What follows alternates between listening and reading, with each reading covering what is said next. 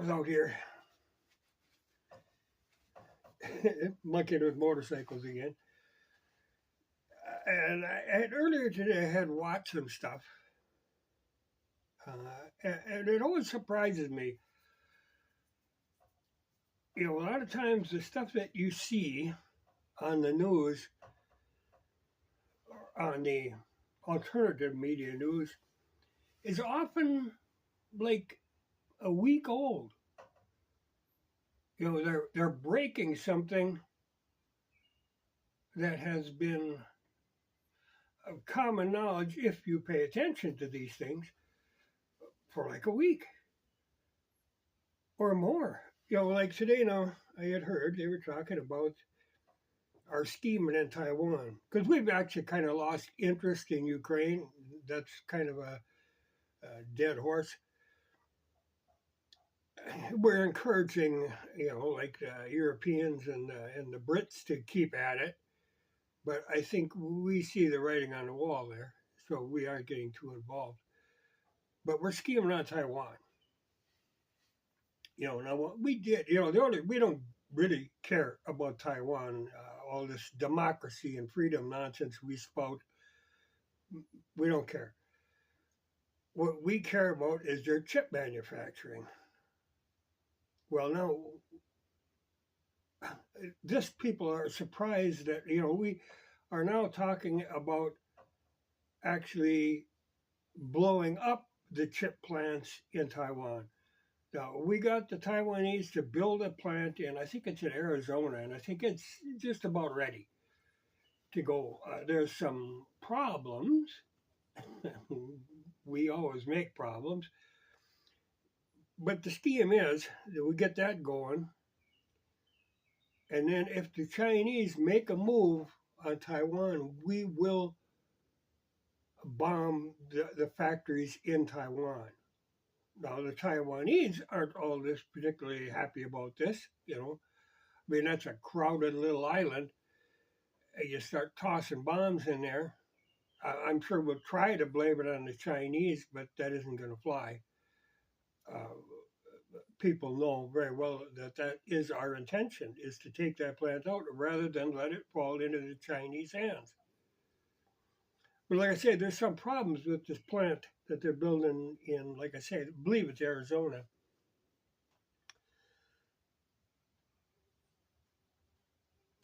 We come up with all kinds of rules about who they can sell the chips to that they manufacture. It's going to be like a captive plant. And then they come up with this weird idea that since the plant is in this country, they have to give a kickback to our government for having the plant here. And in the meantime, we're going to blow up the other plant. It's a hell of a way to work. So we're going to turn Taiwan into another Ukraine, but I don't think that'll get too out of hand. The relations between China and Taiwan, like Taiwan is a self-governing province of China. That's always been the agreement, and it's worked. You just have to be kind of cool about things. I knew somebody who was teaching English in Taiwan, and they said when the Chinese education department inspectors would come, you had to keep a low profile. The people who were teaching English, they were all right with this going on, but you couldn't flaunt it. You had to keep it on a down low kind of. But then when we start pushing arms into there, that's going to get them a little worked up. And then now when the Taiwanese find out our intention is to blow up the plant, they're not too happy about that. But like I say, this has been common knowledge for quite some time. I think I heard it like 2 weeks ago. But now it's breaking news. But that is our intention, to actually bomb Taiwan. Nothing like bombing freedom into people. I got a little bit of a cold. Somebody asked one day about did I go into that big rummage sale I always go to, and I did, and I picked up a few things, but there's some stuff I prefer not to show. It's just better to leave it be. I didn't pick up a lot of stuff, but I did manage to get a cold. I'm kind of like the Indians here. When a white man first came, the Indians were picking up everything. They didn't have the immunity to it. I have a hell of an immune system, and I can weather that sort of thing. But some of these unnatural viruses they got going around, they will hit me. So I usually avoid that. Going into places like that. But I got a few things. One of the things I got, and one of the things I'm out here doing is I'm working on this nibbler. I've always thought about getting one of these. I got it for like $20. It's air power, just a little punch and an anvil, and you can run along and cut metal with it. So we'll give that a try. I had to change the coupler. I should have brought something out here to drink. I got just a tickle in my throat. Is all that's left of this cold, but it's there. But one of the things too now, they were talking in Ukraine. Ukraine's been squawking. They want long-range missiles. They wanted this for a long time.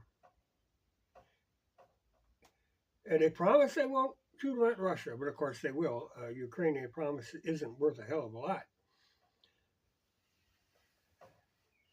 So we wouldn't send any over, knowing that they're going to break their promise. But the Brits did. They sent some like 200-mile range cruise missiles.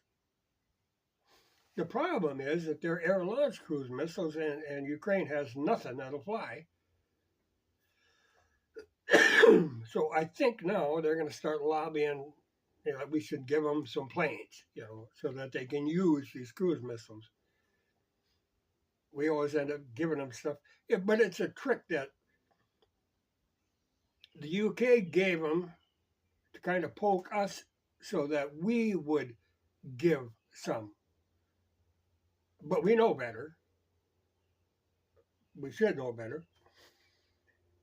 So, like I say, we're trying to concentrate on Taiwan and let the European and Brit neo-Nazis work on it. Yeah, that's a funny thing, too. I heard the other day, they had that victory parade in Russia. And I think it was Lithuania, or one of them small countries that used to be part of the Soviet Union. They outlawed it there. They can't have that victory parade there. But every year, they have a parade commemorating the Waffen SS. That's perfectly fine. So anybody who was out there, they were arresting them, fining them, simply for celebrating the victory over the Nazis.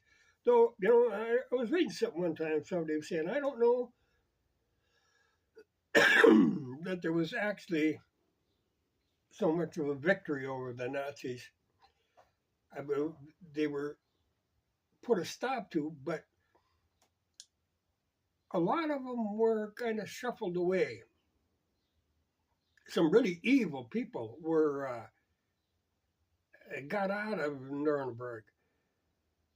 We were taking them, our spooks were giving them false papers